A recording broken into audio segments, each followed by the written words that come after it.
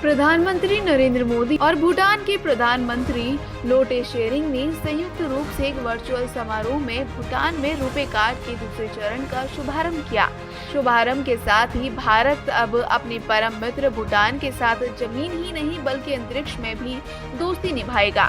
वह उसके लिए अगले साल एक सैटेलाइट लॉन्च करेगा। इसके लिए इसरो की टीम भूटान के 4 वैज्ञानिकों को ट्रेनिंग दे रही है। ये घोषणा प्रधानमंत्री नरेंद्र मोदी ने खुद की है।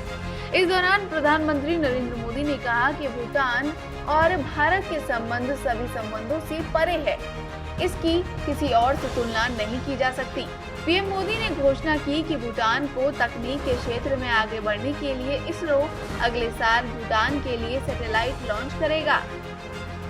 इस लॉन्चिंग में भूटान के वैज्ञानिक भी शामिल होंगे। इसके लिए इसरो भूटान के वैज्ञानिकों को ट्रेनिंग भी दे रहा है।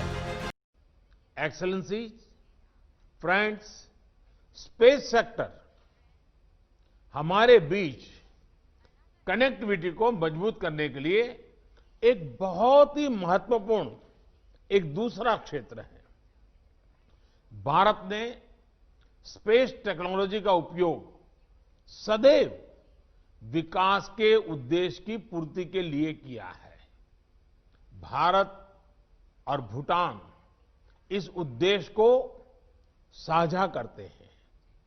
पिछले वर्ष मैंने भूटान में साउथ एशिया सैटेलाइट के उपयोग के लिए ग्राउंड अर्थ स्टेशन का उद्घाटन किया था।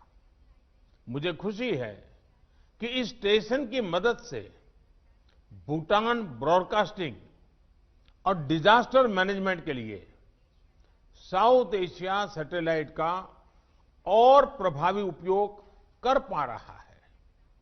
कल हमने peaceful usages of outer space में सहयोग बढ़ाने के उद्देश्य से एक फ्रेमवर्क दस्तावेज पर हस्ताक्षर किए। इससे दोनों देशों की विभिन्न संस्थाओं के बीच सहयोग का मार्ग प्रशस्त होगा। भारत ने हाल ही में अपने अंतरिक्ष क्षेत्र को प्राइवेट एंटरप्राइज के लिए खोला है। बहुत बड़ा रिफॉर्म किया है। बता दें, अगस्त साल 2019 में प्रधानमंत्री नरेंद्र मोदी भूटान की 2 दिवसीय यात्रा पर थे। इस दौरान प्रधानमंत्री नरेंद्र मोदी और भूटान के प्रधानमंत्री लोटे शेरिंग के बीच शिष्टमंडल स्तर की वार्ता हुई थी। इससे कैपेसिटी, इनोवेशन और स्किल्स को बढ़ावा मिलेगा।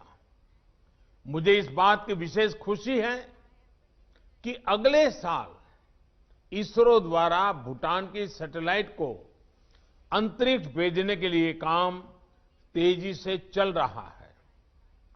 इसके लिए भूटान के 4 होनहार युवा स्पेस इंजीनियर्स दिसंबर में इसरो जाएंगे। मैं इन चारों नौजवानों को अनेक अनेक शुभकामनाएं भी देता हूं। मैं जानता हूं कि हिज मैजेस्टी भूटान नरेश अपने देश के विकास में स्पेस टेक्नोलॉजी का उपयोग बढ़ाना मन से काफी इच्छा भी रखते हैं और उसको प्रोत्साहन देते हैं और उनका अपना एक विजन है।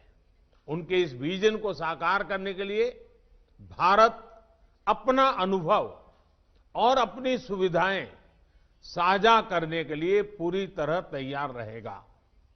इसी तरह भूटान में एक ICT enabled knowledge based society, इसका निर्माण करने के उद्देश्य का भी हम पूरी तरह से समर्थन करते हैं। मैं भूटान के लिए 3rd इंटरनेशनल इंटरनेट गेटवे उपलब्ध कराने हेतु बीएसएनएल के साथ एग्रीमेंट का हृदय से स्वागत करता हूं। इस वार्ता के बाद भारत और भूटान ने अंतरिक्ष विज्ञान, इंजीनियरिंग, न्यायिक और संचार समेत 10 क्षेत्रों में सहयोग के करारों पर हस्ताक्षर भी किए थे।